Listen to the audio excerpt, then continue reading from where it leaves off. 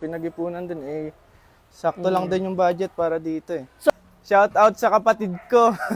Inggit Pikit. 85. 85. Malapit. Okay, 86. Yo, good day mga bossing. Bali, pang-apat na walk-in na natin ngayon. So, ito yung pinakahuli. Yung pang-apat is yung Aerox Vito natin na non-ABS 2022 model. Registered na to, 24K Odo.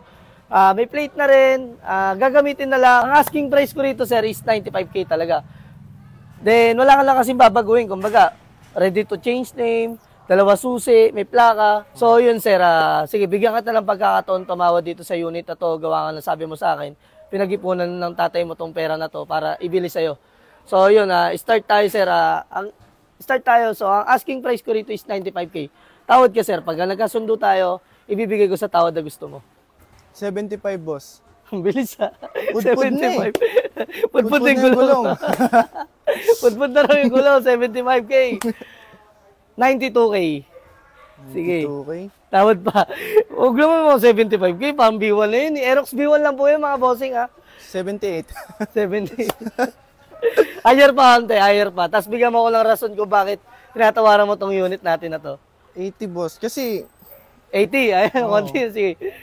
Pudpud na yung gulong Tapos pinag-ipunan din sakto lang din yung budget para dito So, nabanggit mo nga kanina sa akin pala, galing na kayo sa mga iba't ibang bilihan din ng motor, no? Opo. So, bakit dito kayo bumagsak?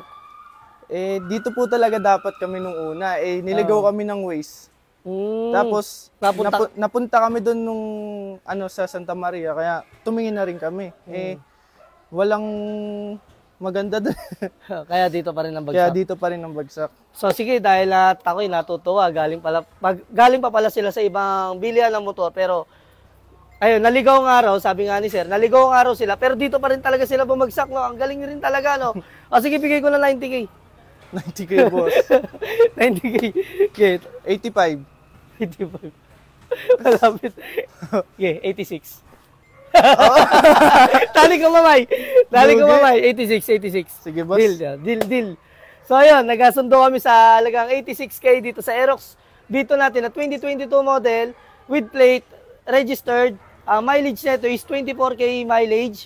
So, ngayon, ang tanongin natin ngayon si sir kung bakit dito siya bumili ng motor sa local garage. Complete papers, isa na rin yan. Tapos, madali lang yung process. Kaya dito na rin talaga kami kumuha. Sa warranty, parang di ko pa nabanggit o alam niyo po yung about sa warranty. Meron 3 years. Lifetime warranty sa Lifetime papers, warranty. 3 months warranty naman sa engine. Okay. So, sa mga followers natin, sir, baka may gusto kang sabihin. Dito na kayo bumili kasi quality lahat ng motor and mga sasakyan nila. Yun lang. Shoutout, sir. Baka gusto mong batiin si papa mo. Papa ko. Ayun. Shout out sa kapatid ko. Inggit Pikit. Bunso ba? Bunso yun? Bunso. Bunso. Inggit. Okay. Bali kayo panganay. Opo. Ayun. So, ayun mga boss. Nag-deal kami. 86K dito sa Aerox Vito natin. So, ang market value talaga na ito is 95K. Gawa ng malalim naman natin siya nakuha. Kaya, mababaw lang din natin siyang binenta. So, ayun. Gawa nga na pinag-ipunan din talaga ni tatay yung pambili rito. Binigyan natin ng pagkakataon para makatawad sila.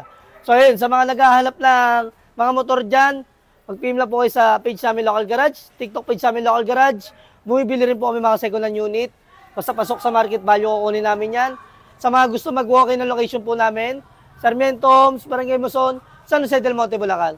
So, ayun lang mga bossing. Good day po sa inyo lahat.